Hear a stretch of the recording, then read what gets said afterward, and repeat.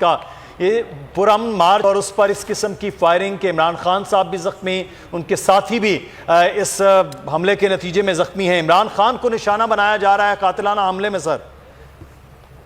جی، اس میں تو کوئی شک ہی نہیں ہے کہ جس طرح کے باتیں آئے ہیں اور اس حکومت نے جس طرح کے بیانات دیے ہیں، خاص طور پر رانا ثناء اللہ نے، اور کہ یہ خونی مارچ ہوگا، تو اس سے مقصد یہی تھا کہ عمران خان کو ڈرانے کا یا عمران خان کو ایلیمنیٹ کرنے کا۔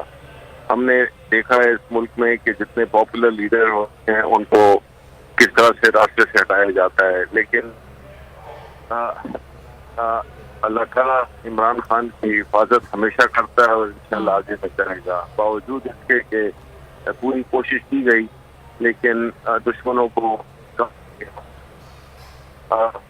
اس وقت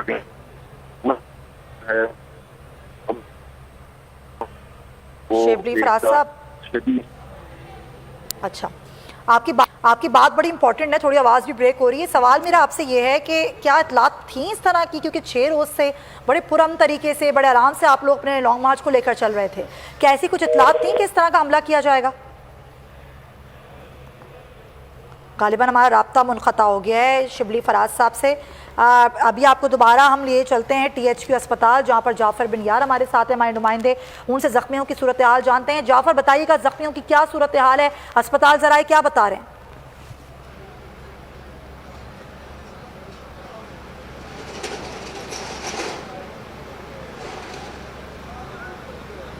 ٹھیک ہے، جعفر بن یار سے ہم بات کریں گے، THQ اسپتال سے ہمیں بتائیں گے جو اسپتال ذرائع ہیں زخمیوں